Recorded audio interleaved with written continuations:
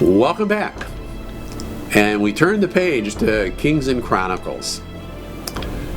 Let me ask you,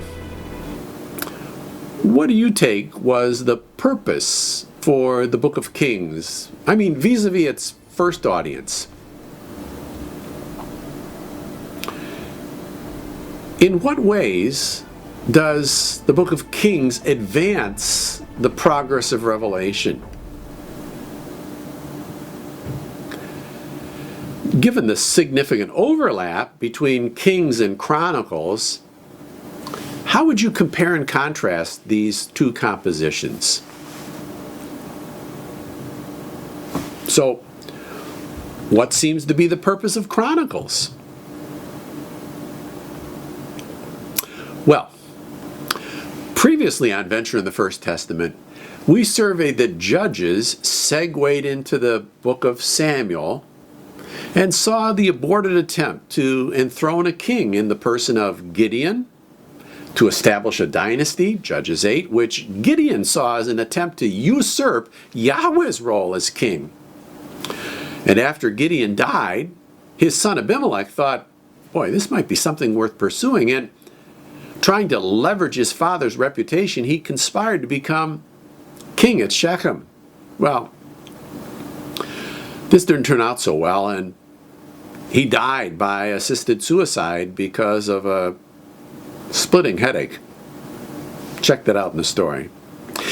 But we saw that after that, in time, after Samuel had reached retirement age and the people were put off with his sons, that Israel began to clamor for a king so that they could be more like the Gentiles. And ultimately, God anointed a person after his own heart to serve as king in Israel, and he promised this king a dynasty, an everlasting kingdom, in terms that evoked the promise that God had made to Abraham and Sarah. And so now the book of Kings continues the narrative of Joshua, Judges, Samuel, and their case studies of Torah theology.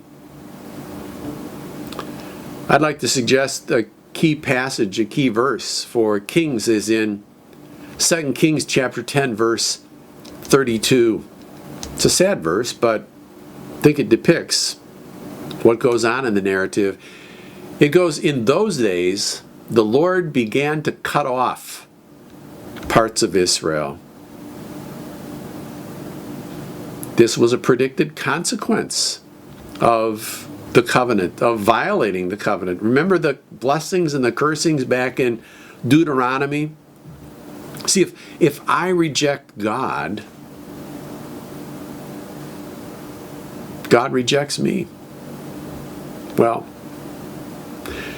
Chronicles takes another look at the past, this time during the Persian period, in order to help its audience understand that God's covenant hasn't been revoked, that the promise project is still in process, that God's still calling out of the nations a people for his name, Amos 9, that God hasn't dumped his people. As you might guess, the genre of both Kings and Chronicles is theological historical narrative. Both Kings and Chronicles demonstrate God's character. I mean, his amazing grace, his patience, his compassion, his righteousness and justice.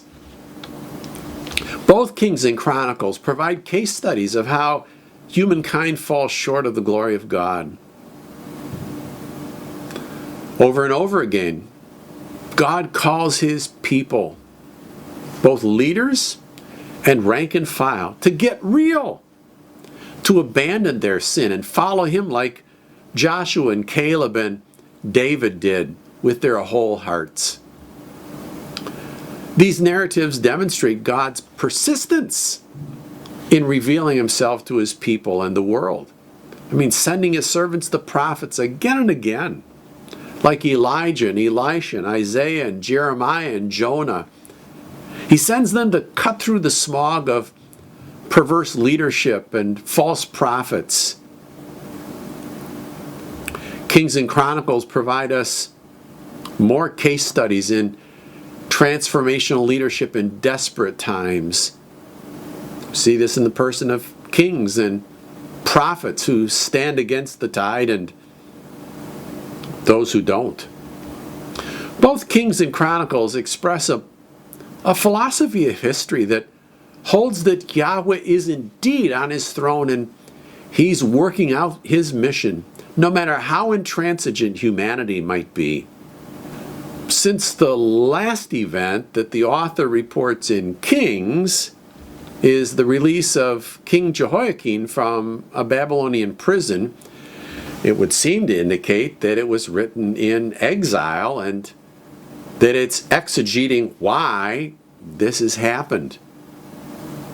And by the same token, since Chronicles closes with a decree from Cyrus, the Persian emperor, that the exiles could return home, we have an indication that it's written in the post-exilic period, and the tone, the tenor, the thrust of the book indicates that its purpose was to encourage a disheartened faith community.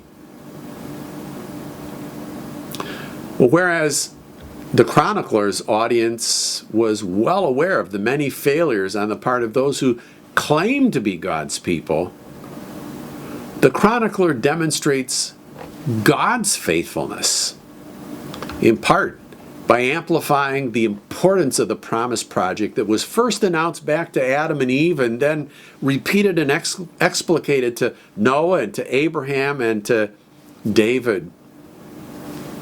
Think about it. We'll see you in a bit.